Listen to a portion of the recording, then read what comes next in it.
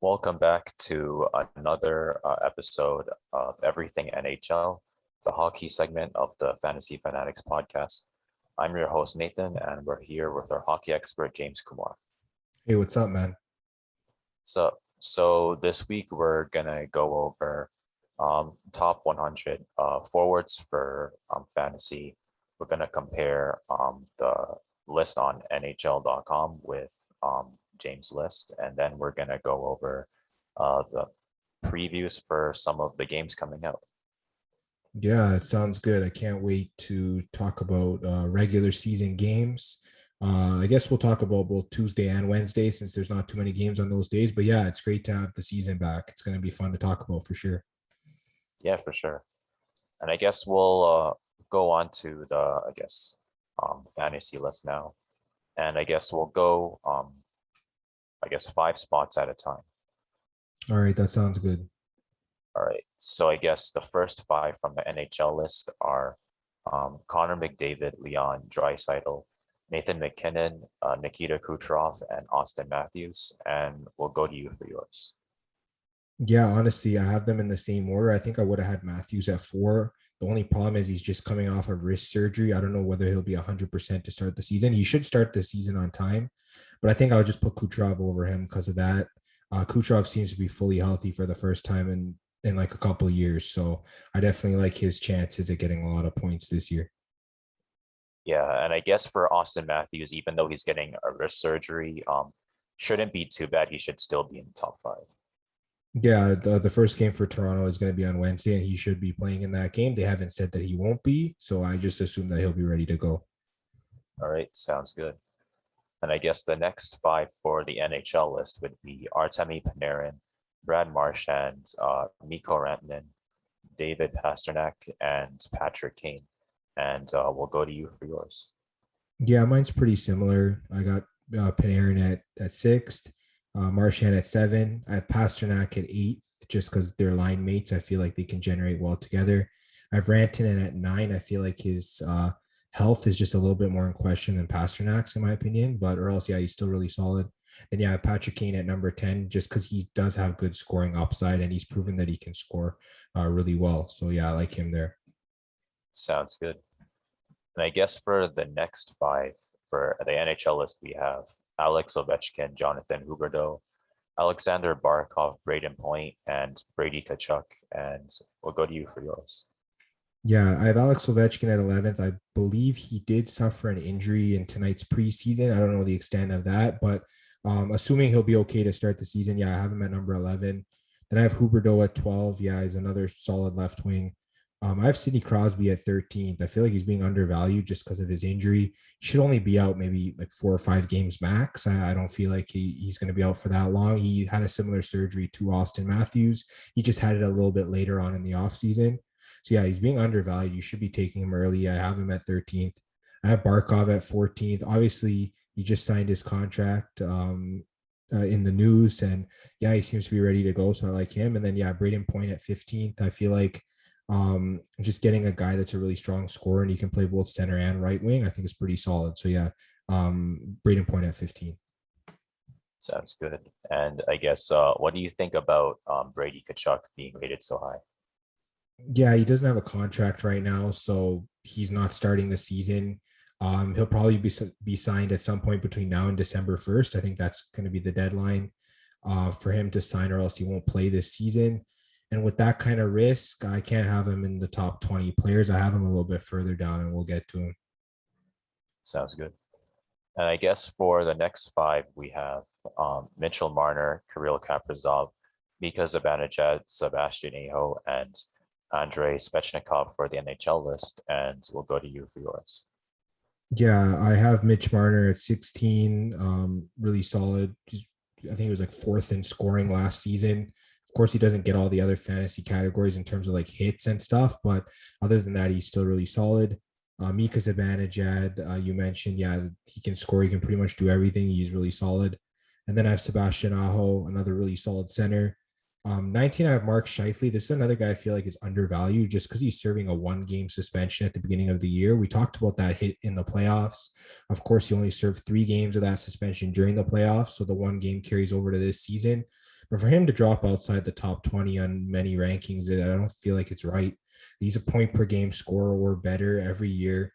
From that hit, even though it was deemed a dirty hit, it shows that he gets hits in fantasy. So I mean, yeah, he's going to get you all the different categories, but he's on a solid Jets team. So, yeah, I feel like Scheifele should be at 19. And I have Kirill Kaprizov at 20. Um, he's heading into his second season. He was really solid. He was rookie of the year last year. Yeah. So I think he can continue to ascend. And yeah, I have him at 20. Sounds good. And I guess for the NHL list, we have Matthew Tkachuk, Steven Stamkos, Mark Scheifele, Sidney Crosby, and Patrice Bergeron. And we'll go to you for yours. Yeah, so I have Andrei Svechnikov. I mean, he's probably the best like goal scorer on Carolina. He's really talented. He should continue to get better even this coming year. So I like him. I have Steven Stamkos at 22. I know people talk about him being like injury prone, but just the fact that he can keep up scoring with guys on his team like Kucherov and Braden Point, I feel like he's sort of good there. I mean, you don't have to really invest in him too much as like one of your top players, but he's still really solid. I have Elias Pettersson here at 23. He's also being undervalued because of his injury-plagued season last year. Also, he didn't get off to a good start. I feel like with a solid supporting cast he has around him, he's definitely the best offensive player from this Vancouver team. So I like him at 23. I have Matthew Tkachuk at 24. He's one of those category coverage guys. You just have him in your fantasy lineup. He's gonna get points. He's on the power play. Plus minus is pretty good. He gets hits. He gets shots. He's sort of an all around guy. And then, yeah, I have Brady Tkachuk at 25 just because he doesn't have a contract. We don't know when he's going to sign. Um, I'd say that if he falls any further than 25th among forwards in your draft, that's probably the best time to take him. Don't heavily invest in him right now just because you don't know how much he's going to be playing for you. So, yeah, I have Brady at 25. Sounds good. And I guess for the next 5 for the NHL list, we have Max Pacioretty, Elias Peterson, Alex DeBrincat, Gabriel Landeskog, and Mark Stone. And we'll go to you for yours. Yeah, so I have Gabriel Landeskog at 26. He's another one of those guys that just covers so many different categories. His 2 line mates, Rantanen and McKinnon, we already talked about. They're up much higher. And I mean, when you're playing with that kind of exposure, you're going to get a lot of points. So I'm not ranking him any lower than that. I have Patrice Bergeron at 27. His 2 line mates are also further up. He's just a lot older and more injury prone, which is why he's further down, but he's also really solid. Max Pacioretty I have at 28 and Mark Stone I have at 29. They're line mates. They're the 2 best offensive players on Vegas. I think Pacioretty is more of that higher end scorer at this point in his career, and Stone's more of that defensive all around type guy. So they're both going to get really good stats for you. They'll get good points for you as well. I think in terms of like goal and point ceiling, you might look at someone like Pacioretty a little bit higher, but honestly, I feel like it's the same either way when you're drafting them. And then I have Kyle Connor at number 30. I feel like he's one of these guys that he could score like 40 goals or more. Like he really is the top goal scorer on that Winnipeg team, and I feel like he's being undervalued a little bit for his potential. So I like him at number 30. For sure. And I guess for the next 5 for the NHL list, we have Kyle Connor, Nikolai Ehlers, Jake Gunsel, John Tavares, and Ans Kopitar. And we'll go to you for yours. Yeah, I have Alex DeBrincat at 31.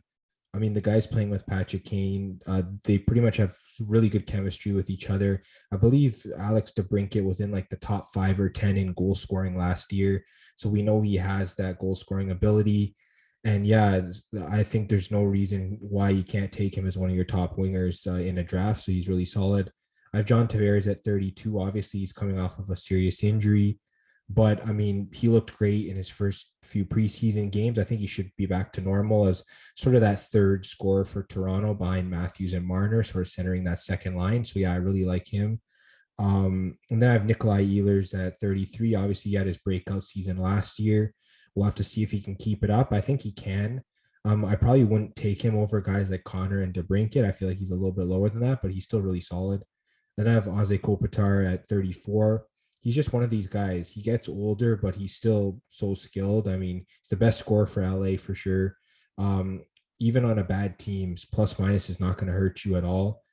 He's normally in the plus every year.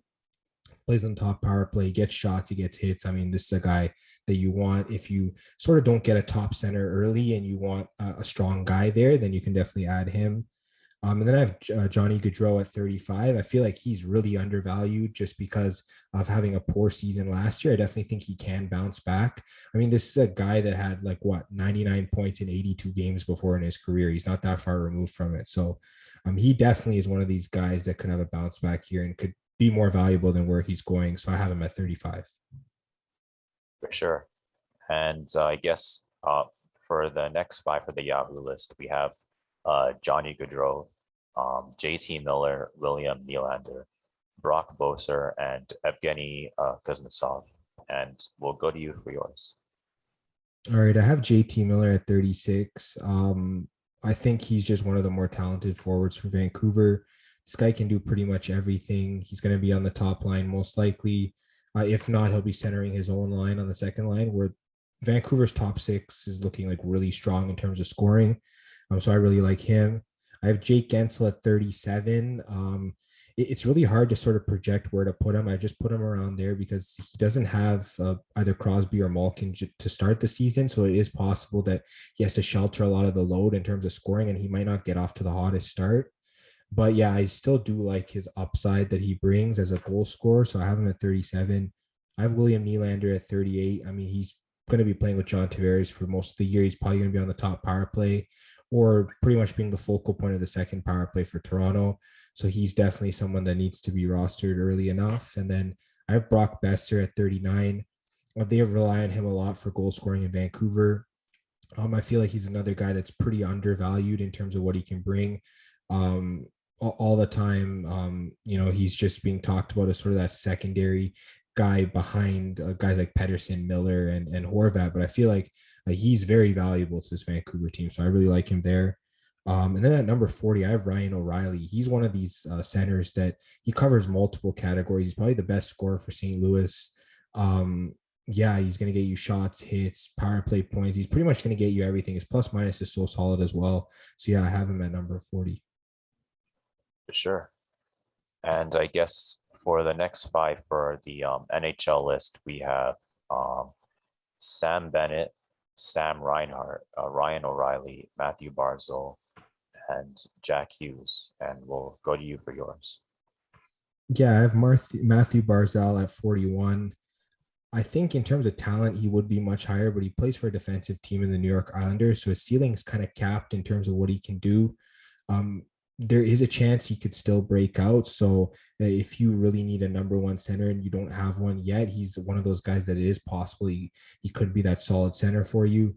I have Jack Hughes at 42. He just took a step forward in his second season last year. I feel like he could take another step forward this year. He looked really solid, contributed in almost every category except for maybe not hits. Everything else, he should be really solid. His plus minus should also come up as New Jersey's sort of improving. So definitely something to look out for. And then, I have the two Florida guys beside each other too. I have Sam Bennett and then Sam Reinhart. I think Reinhart is the better scorer, but Bennett should be able to keep up with him in points. Plus, he'll be getting a lot more hits and stuff like that, which is the way Bennett plays. So I feel like Bennett's a little bit more valuable than Reinhart. So I would probably take him one spot ahead. Then I have Evgeny Kuznetsov at 45. I don't know. He had a rough year last year. He seems to be a little bit disconnected with the team over the past couple of years. Hopefully he sort of finds his scoring again. He's really talented. He should be maybe a top 25 player overall. He has been in previous seasons. He just needs to find that scoring again. But else, I like him quite a bit. Yeah, for sure. And I guess for the next five, for the NHL list, we have Roope Hintz, Jason Robertson, TJ Oshie, Andre Pallet, and Joe Pavelski. And I guess that's halfway through the list. And we'll go to you for yours. Yeah, so I have Nicholas Backstrom. He's the other center for Washington. I know he is injured at the moment. He shouldn't be out for too long. So I feel like he is being undervalued in terms of just him having that injury tag beside him. Honestly, I feel like that you could get him a little bit later than where I'm ranking him at 46. And I think you're pretty much getting a steal there. So definitely look at him. He's probably the second best scorer or the third best scorer in Washington, whether it's Ovechkin or Kuznetsov, whichever order that is. So definitely like him. I have Sean Couturier at 47, another undervalued player because he played for a Philadelphia team that underperformed last year. They definitely can't be any worse than they were last season. So he should improve as well. He's one of those guys that's really safe in every category. He's not going to have a minus on his plus minus category. He's going to get hits, shots, playing on the top power play. He's just the main center, the main scorer for this team overall. So I definitely like Sean Couturier. Then I have the two left wingers from the Stars. I have Jason Robertson first at 48, and then Rope Hintz at 49. I just feel like that Robertson so far in his career has been more healthier than Hintz. Hintz was sort of in and out of the lineup last season, and the year before he was always banged up. I feel like Robertson's a more reliable guy. I know Hintz can cover categories a little bit better, but I'd rather go with the best ability, and that's availability. So yeah, definitely Robertson's the guy for me, just a little bit ahead. And then I have Andre Palat at 50. He plays left wing on the top line for Tampa Bay. His plus minus is the main reason why you're drafting him that high. But I mean, he gets hits, shots, and he sees power play time. So that's definitely something to look at. And then, yeah, that's the top 50 so far. For sure.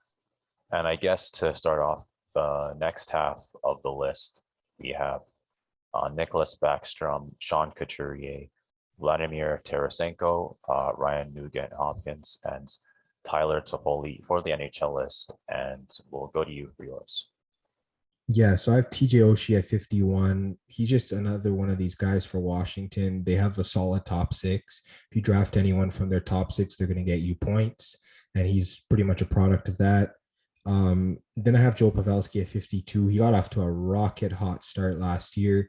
Might not happen the same way for him again this year, but he does have good players there in the top six. So I really like him as a solid contributor. He also gets hits. So that's a good thing to look at. I have Elias Lindholm at 53.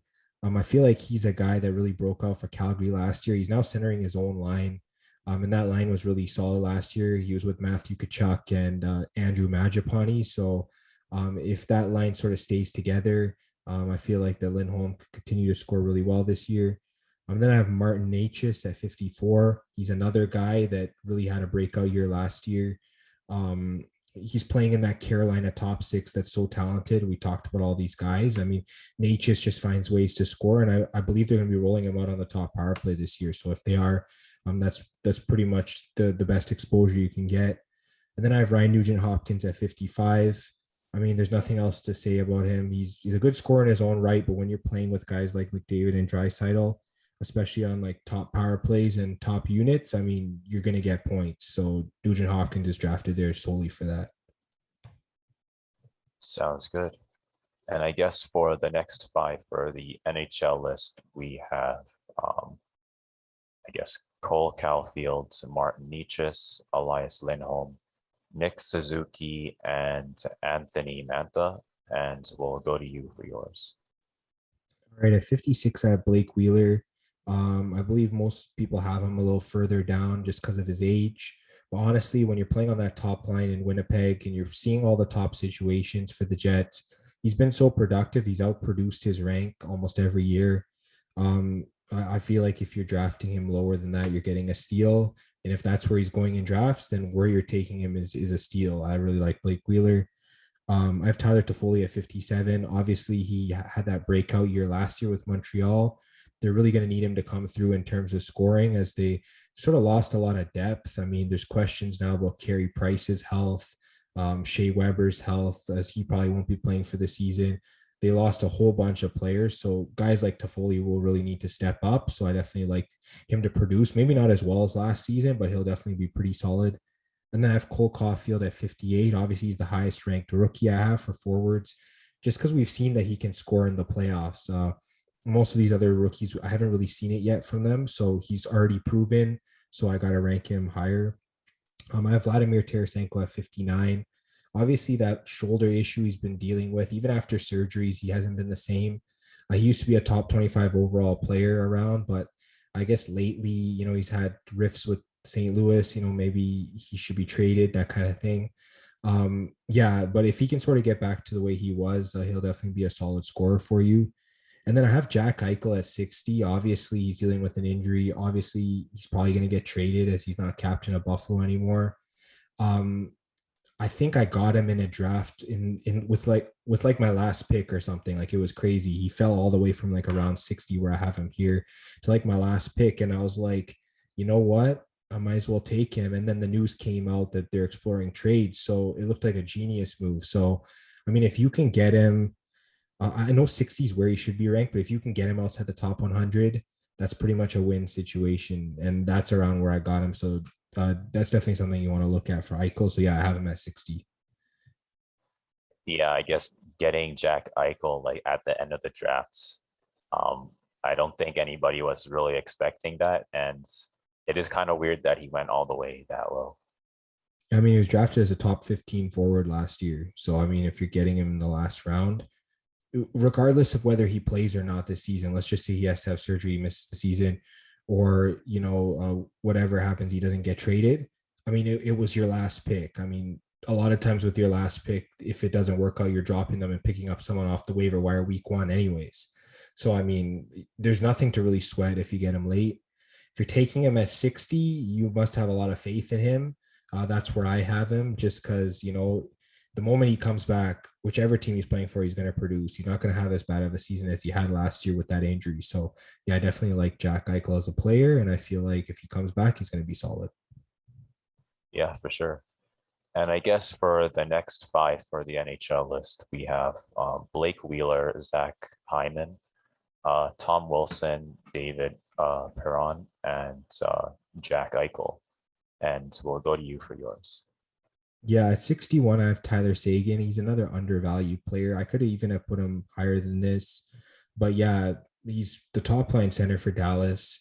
He's gonna have a bounce back here. I know he had an injury-riddled season last year. He's fully healthy now. He's really talented. He's being really undervalued just because of last season. So if you can get him there, and let's just say you don't have a right wing or you don't have a center, I mean, like, he's one of those guys that can just slot right in and help you win your league. So I like Sagan there. I have Zach Hyman at 62. Obviously, he can cover like categories like shots and hits that where most players don't normally cover. He's playing on a line most likely with Connor McDavid. So if he is, that's prime exposure right there. There's nothing much else I can say about that. I have Nick Suzuki at 63 just because I have his line mates Toffoli and Caulfield a little bit higher. I feel like Suzuki's a bit more defensive than them. So he's a little bit lower, but I think that might improve on him in terms of like plus minus and stuff like that. So he's okay taking at 63. And then, yeah, David Perron at 64. He's probably the best pure goal scorer for St. Louis outside of Tarasenko. So if Tarasenko's not really clicking on his goal scoring, Perron's probably going to be the guy for St. Louis. So he's definitely a guy you should be looking at. Then I have Tom Wilson at 65. Obviously, he's a wild card because he covers every category in fantasy. But the only problem is he gets himself suspended a lot of times. And suspensions are like injuries. The players are missing games. So, yeah, treat him like you treat a player that gets injured all the time, because that's pretty much the way Tom Wilson's going to be. But when he's in the lineup, he's super productive. So I have him at 65. For sure. And yeah, Tom Wilson does get into a lot of controversy. I think last year he got into controversy with some dirty hits and ended up getting suspended. So yeah. Yeah, we'll definitely talk about it more in the preview because there's some stuff that's going to go down. But anyways, yeah, get to 66. Yeah, for sure. For the NHL list, we have Patrick Hornquist, Kevin Fiala, Braden Shen, Tyler Seguin, and Brian Rust. And we'll go to you for your list. Yeah, so I have Kevin Fiala at 66. I wanted to put him a little bit higher, but he was very inconsistent at the start of the season last year. You could take him over Tom Wilson if you're concerned about suspensions and stuff. But yeah, I think Fiala is probably the second best scorer for Minnesota behind Kaprizov. So yeah, I definitely like taking him. I have Anthony Mantha from Washington. I mentioned Washington as a solid top 6, and he's part of it. So he's going to be getting a lot of chances to play with guys like Alex Ovechkin, Nicholas Backstrom, and others. So he's definitely going to be solid. I have Braden Shen at 68. He's another St. Louis Blues player that's just going to be playing on the top two lines. He'll be playing either with a guy like Ryan O'Reilly or a David Perron or a Vladimir Tarasenko. So I really like his upside in terms of that. And then I have Brian Rust at 69. This guy's solid. He pretty much contributes in every single fantasy category. He's another one of those guys. He's probably going to be playing with Sidney Crosby when Crosby comes back. And I mean, he pretty much plays his role the way you want him to in fantasy. You pick him just to get those stats that you can't normally get, like hits and stuff. And yeah, he's going to do it well for you. And then I have Philip Forsberg at 70. He's probably the best scorer for Nashville, in my opinion.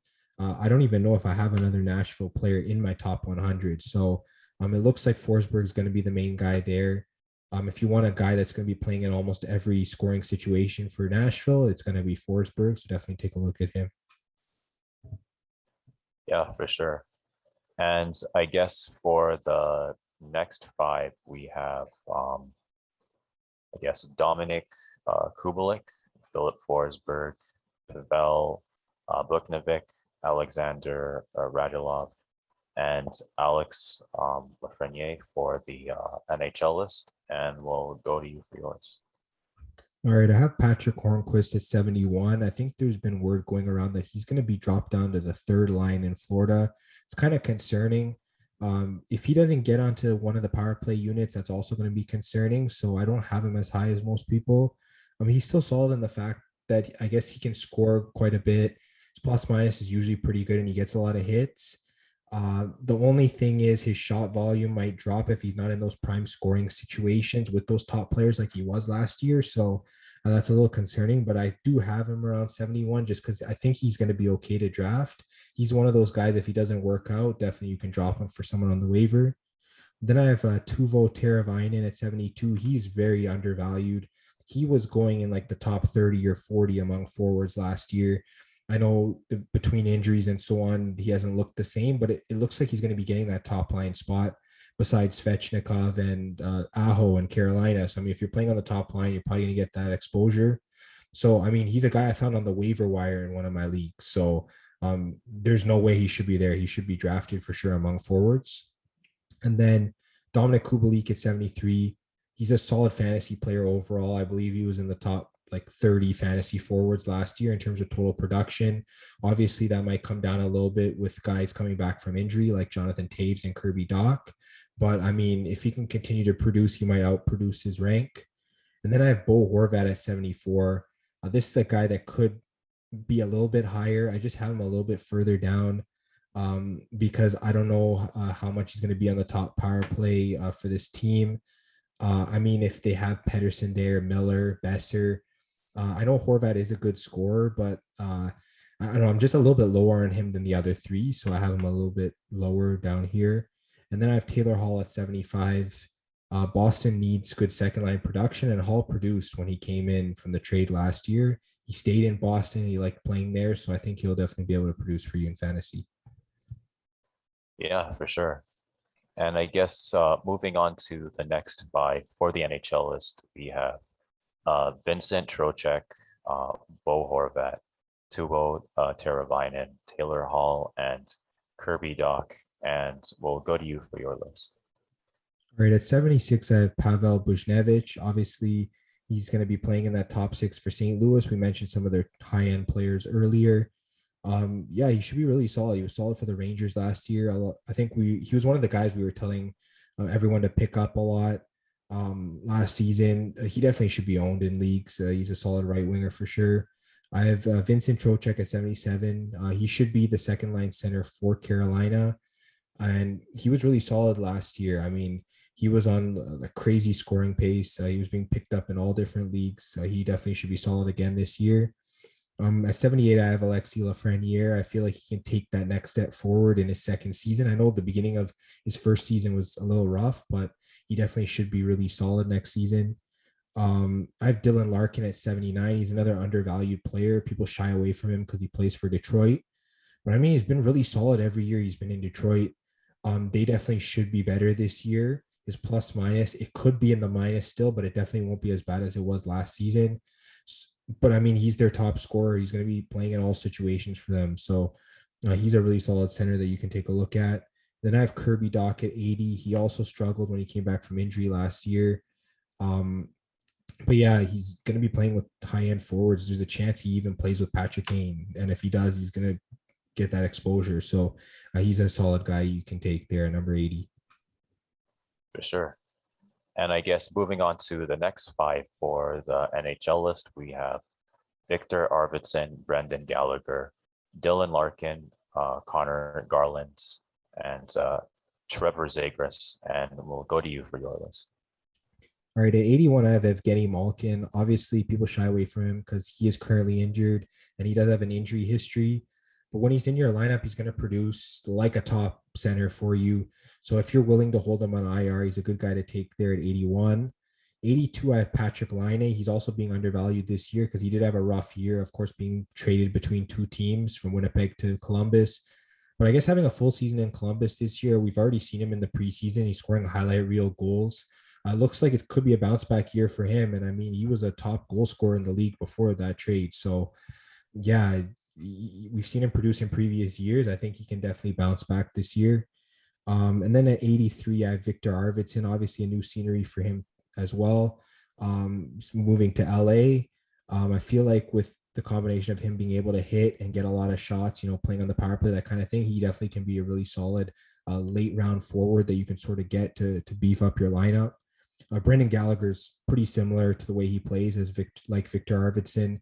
I think he's going to be in tough, of course, playing for a Montreal team that's going to be banged up, but he's been solid for fantasy. Like anytime people have owned him, he's not really droppable. Like he's really solid. So you're definitely getting a solid player there. And then I have Connor Garland at 85. I believe he's another member of this top six for the Canucks. He just came in from the Coyotes where he was very productive there. He was one of our top pickups last year that we were really banging early in the year for people to pick up. Yeah, Garland's going to be solid. He can score. He's probably going to be on the line with Horvat and either maybe Pearson, Podkolzin, Höglander, like one of these like talented wingers they have. Yeah, and Garland should be solid. So I don't think you need to worry when you draft him. Sounds good.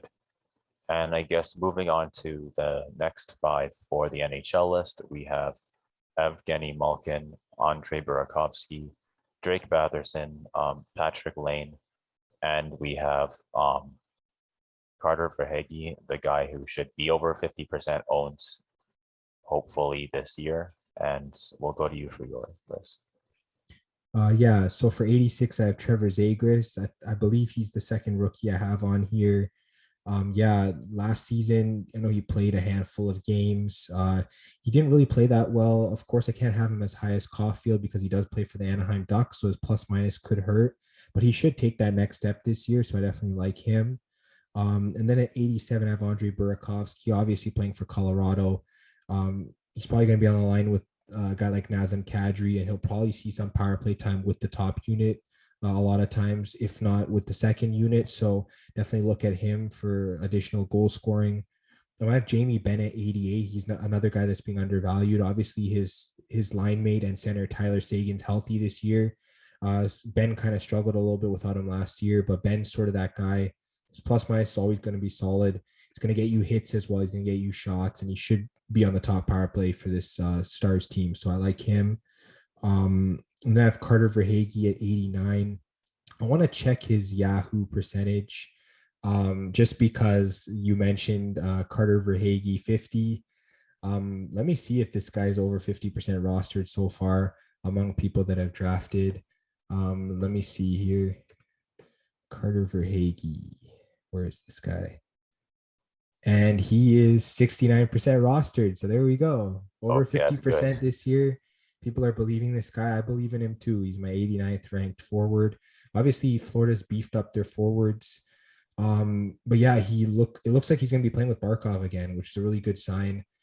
You could maybe even take him over Patrick Hornquist, who we mentioned earlier. That's one of the situations where Verhaeghe's playing in that top six and Hornquist isn't. He's on the third line.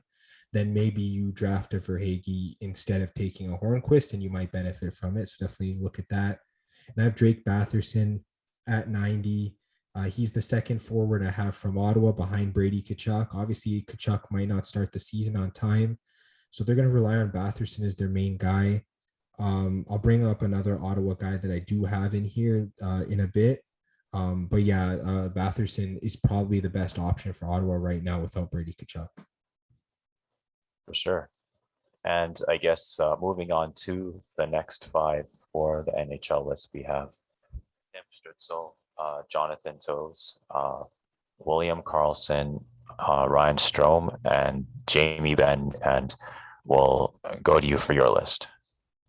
Yeah, so I have Tim Stützle at 91. That's the other guy from Ottawa I talked about. I know in his rookie year, he was sort of up and down, but he could be the best goal scorer for this team this year.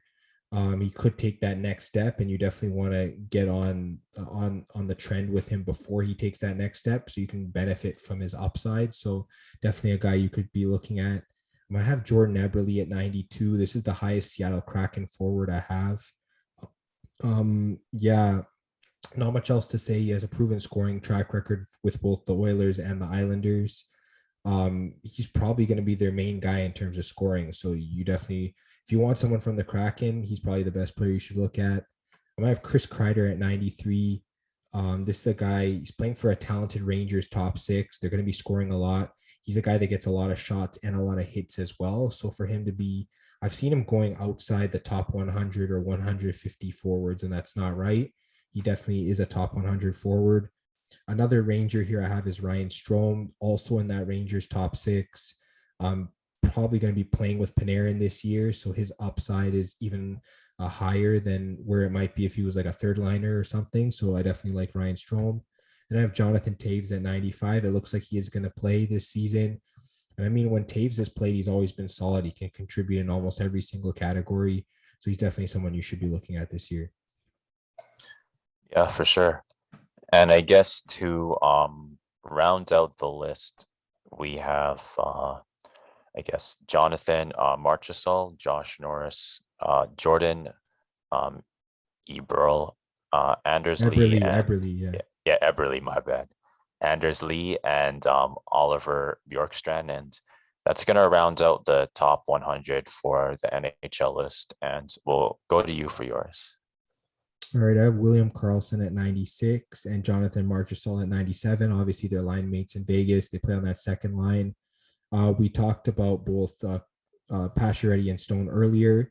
These are sort of the secondary scorers for this team. So if you don't get a piece of those top scorers, these guys are pretty good scorers as well. So you can definitely take them. I have Claude Giroux at 98. He's another guy that's undervalued because he played on a poor Philadelphia team last year. They're definitely going to be better this year. He's their captain. He's one of their better scorers. So definitely he'll be really solid in fantasy. I have Oliver Bjorkstrand at 99. He was the best forward for Columbus last year. Both him and Patrick Laine, there's a chance they play on that top line. And if they play together, they could both be really solid. So I definitely like Bjorkstrand. And I have Alexander Radulov at 100. I know it's a little bit lower than most people are having him, but there's a chance he doesn't crack that top six for Dallas as there's so many solid players there. I mean, we talked about Jamie Benn, Tyler Seguin, Jason Robertson, Rope Hintz. There's like Gary Anov. We talked about Pavelski already. There's just too many forwards there. And I feel like Radulov has had an injury history as well. So yeah, I can't rank him as high, but he still does make my top 100 forwards. For sure. And I guess just going a little bit outside, there's a lot of solid forwards listed on NHL. For example, Denis Gurianov, Anthony Beauvillier. What are your thoughts on those kind of players? Yeah, let me just take a look at the list here. So you said Gurianov and Beauvillier? Yeah. Yeah, Beauvillier, I have had him on teams last year. He was really solid. There's a lot of guys here. I see Vasily Podkolzin, the rookie for Vancouver. I have him on a team this year. He might even crack the top six there. He's going to be solid. I talked about Gurianov. I talked about Drew Kreider. Joel Farabee, I have him on a team as well from Philadelphia. He's one of these young guys that can definitely score. We talked about guys like Nazem Kadri, who I see here. I mean, Cam Atkinson's on a new team with Philadelphia. He's going to be solid. looks like Jeff Carter could start as the number one center for Pittsburgh. So he could be another guy that could really produce for you. You got Jesse Puljujarvi. You could be playing with Connor McDavid, and that would be interesting. Max Comtois was the highest scorer for Anaheim last year. He's really solid. Of course, Kessel, he is starting the season injured, but we talked about him a lot in pickups last year as he was producing. I mean, there's just so many names here. You can just keep going down the list. So many solid forwards. Jared McCann for Seattle, he should be solid. Yeah, you go through different names: Matt Zuccarello, Connor Brown. Yeah, honestly, you can't go wrong with guys like that. One name I was going to mention, though, is Evander Kane. Obviously, I don't have him on my list because we don't know his status with the team. Obviously, all the allegations and stuff going on. And yeah, another guy that definitely you want to throw on your IR if you can is Alex Tuck. I know he's been going undrafted a lot, but when he's in the lineup, he's one of Vegas's best scorers. He gets hits, and I believe he plays on the second power play unit. So he is going to be getting power play time. He's one of those sneaky guys that gets different categories for you. So definitely take a look at him. And yeah, that's pretty much all I have to say for forwards for fantasy this year. It's going to be great. Sounds good. And I guess that'll wrap up the top 100 forward rankings. So we'll go on to some previews now. And I guess we'll start with, I guess, the Penguins versus the Tampa Bay Lightning. Sounds like it's going to be a pretty exciting match, but who do you got? All right. So yeah, I'll talk a little bit about the matchup, and then I'll also ask you about what you think. But I believe Tampa Bay is favored in this matchup. Yeah, with Pittsburgh missing their top two centers, and this game being played in Tampa Bay, and they're going to be raising their Stanley Cup banner, game one of the season. I find it really hard to go against Tampa Bay in this game. I really think they're going to come out ready, and they should be able to win this game. Honestly, I don't know what your thoughts are on that, but yeah, I think I'm going to go with Tampa Bay here. Yeah, my thinking is even with, I guess, a fully healthy Pittsburgh roster, Tampa Bay's more than competitive. They could probably match or even beat a fully healthy Pittsburgh team. And this isn't a fully healthy Pittsburgh team. So I don't think Tampa Bay should have too much trouble with that, if that makes sense. Yeah, like I mean, there is a chance I would take a flyer on Pittsburgh if Crosby and Malkin were playing, because you know how sometimes Stanley Cup teams have that hangover, like first game where they don't come out to play as well. So if Crosby and Malkin were there, I might think about taking Pittsburgh, especially if they were still an underdog in the game. But yeah, the way it's looking right now, I think I'm gonna have to side with Tampa Bay on this one. Yeah, for sure. And I guess we can move on to, I guess, the Seattle Kraken versus the Golden Knights. So I guess it'll be Seattle's first ever NHL game. It's going to be pretty exciting. I guess, what are your thoughts on this matchup? Yeah, honestly, I'm gonna be pulling for Seattle in this game, but I really don't know how much of a chance they have against this loaded Vegas team. I mean, we saw what Vegas did to their goalie, Philip Grubauer, last year when he played for Colorado in the playoffs.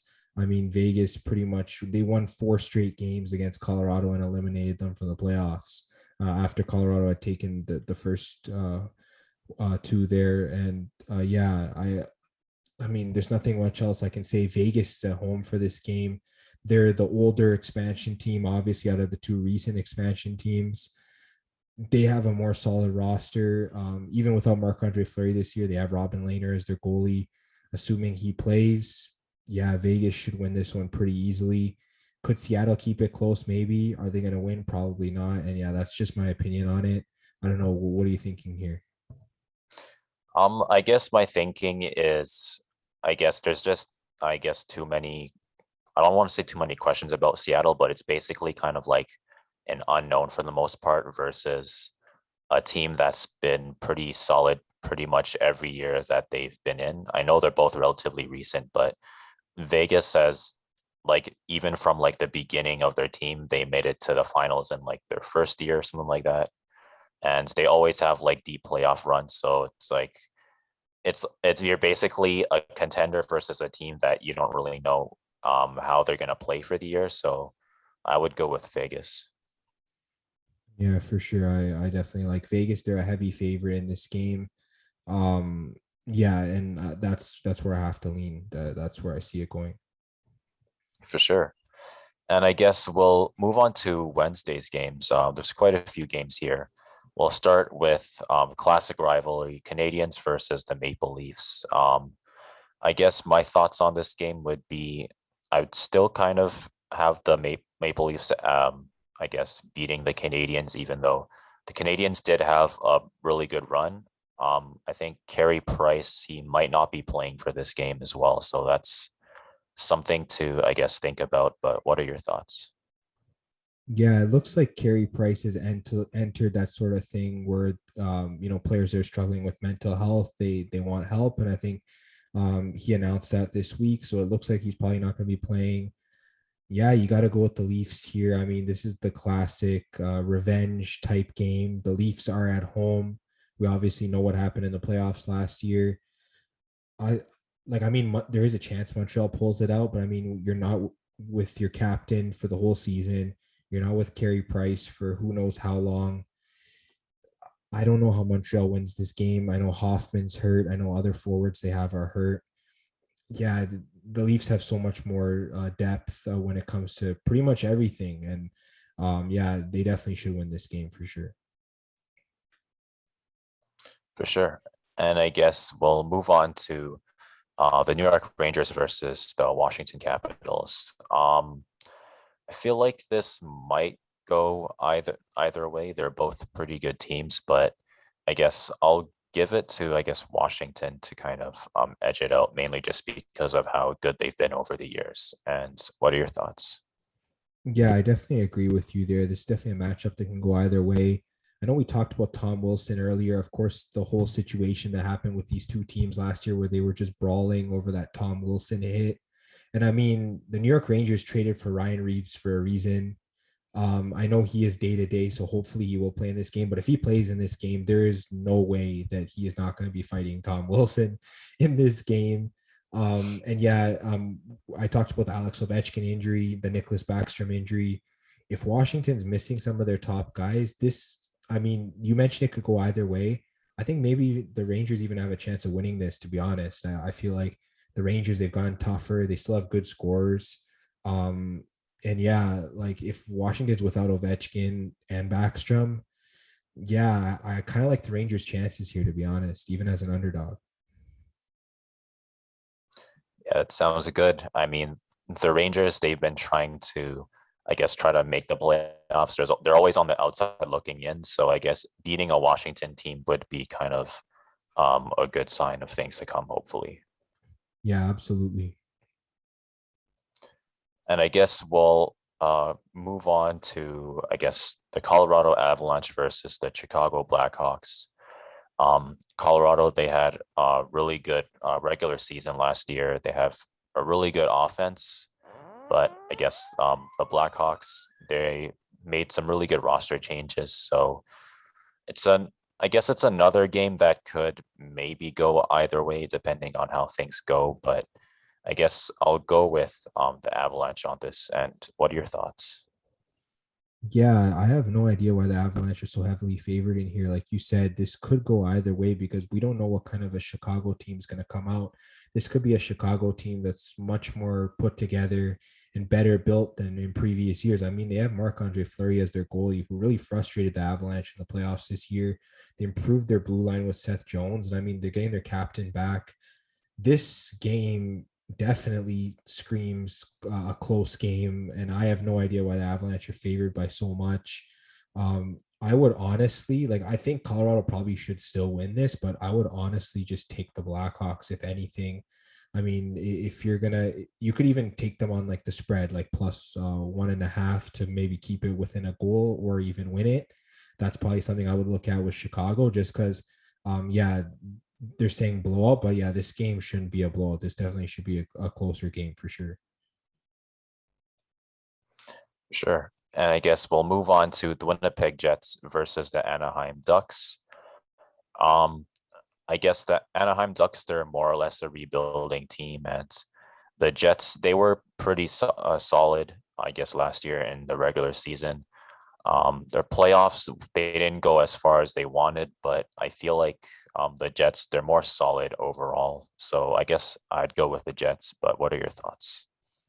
Yeah, I think the Jets should still win this. Obviously, this is the game, the last game Shifley will be serving on his suspension. Probably have Paul Stasny or Pierre-Luc Dubois playing the top center spot for this game.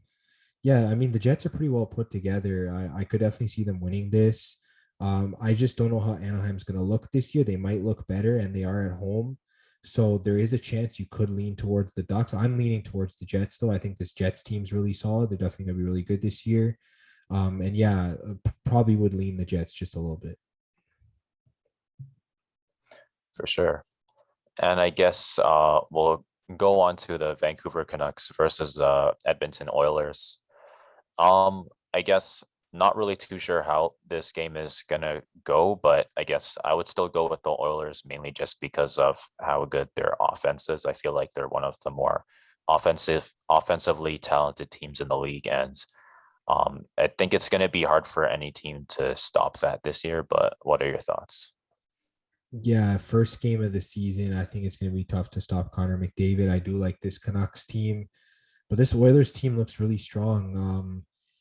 Yeah, you got to go with the Oilers here. They are at home. The crowd's going to be electric there. There's not much else I'm going to say.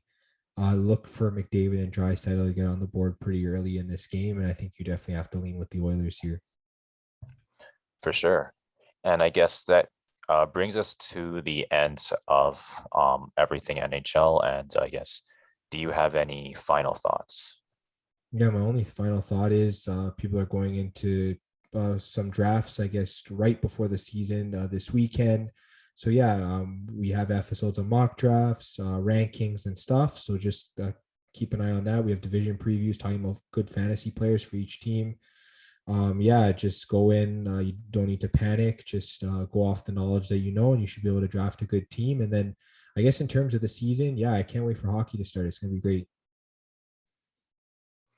Yeah, for sure. If it's anything like last season, this season might be just as crazy or even more crazy because I guess things are opening up a little bit more. There's going to be more crowds. So yeah, hopefully it'll be a really good season. Yeah, we got Seattle coming in. We talked about that. The Tuesday night late game definitely should be really exciting. For sure. And that about wraps things up for everything NHL this week. If you liked what you watched, you can definitely subscribe, hit the bell for notifications, leave us a like, give us a review, and give us your thoughts on, I guess, who would be top 100. Give us your thoughts on, I guess, kind of spreads or matchups as well, if you want. If you liked what you listened to, you can follow us on Spotify, and you can also follow us on Apple Music and Google Podcasts. If you need some sports picks, you can follow us at FanFan Podcast on both Twitter and Instagram, and we'll see you guys next week.